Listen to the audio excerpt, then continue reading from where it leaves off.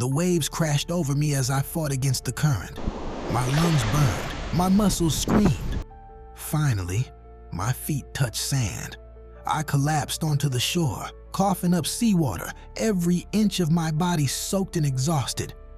When I managed to lift my head, I saw it through the heavy fog, a towering lighthouse, dark and silent against the night sky. I dragged myself to my feet. My legs felt like lead as I limped toward the lighthouse. When I reached the entrance, I pushed open the heavy door. It creaked loudly, echoing in the silence. The interior surprised me. It was tidy, almost obsessively neat. Flickering lanterns cast shadows across faded maps, maritime charts, and old photographs lining the walls. I shivered, partly from my drenched clothes, partly from something else I couldn't name. "Welcome. I've been expecting you." I spun around, startled. An old man stood in the doorway, watching me with gentle curiosity. Something about his calm demeanor unnerved me. "Who are you?" I asked, my voice hoarse from swallowing salt water. He smiled at me, a mysterious expression that revealed nothing. "A keeper of sorts. And you?" I'm Jack," I stammered, shipwrecked. "Aren't we all?" he replied with a knowing smile that made my skin crawl. Days passed, I thought. My body recovered, but my mind grew increasingly unsettled. The old man, Silas, he called himself, tended to the lighthouse with meticulous care, yet one thing bothered me.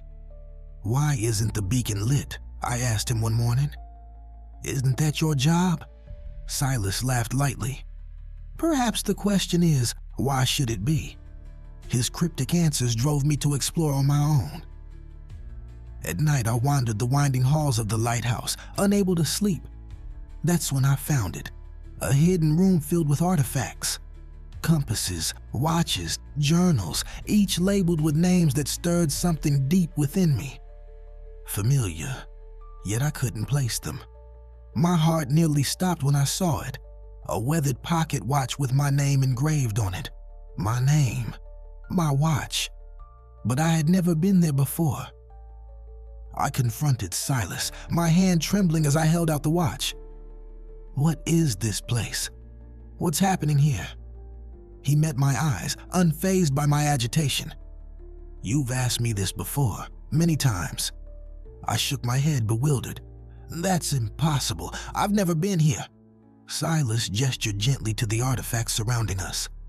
Each artifact belonged to someone who was certain they were different. But they were all you. Or perhaps, you've always been me.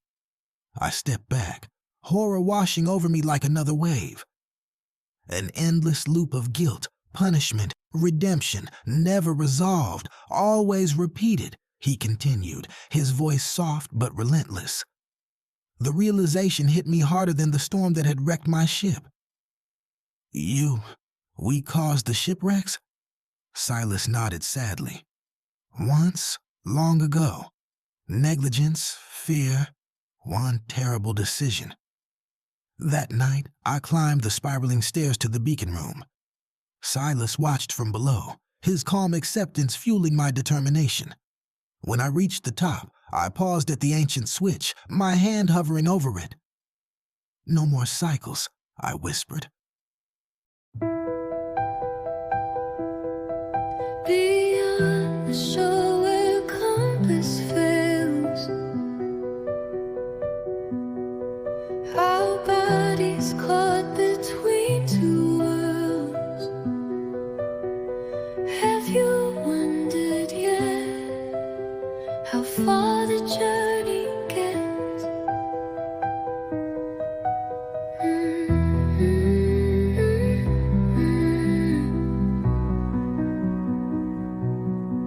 Nobody wrote your story's end.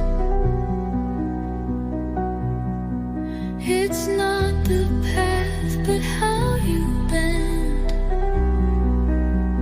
Rise and fall and gone.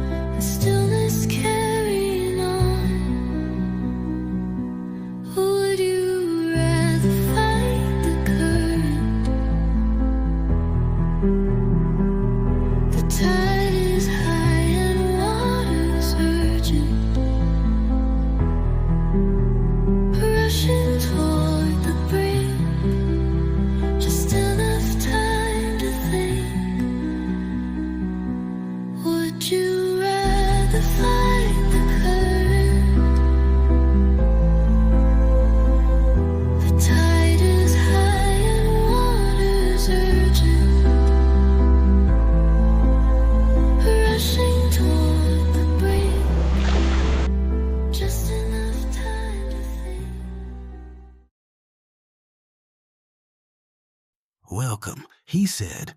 "I've been expecting you."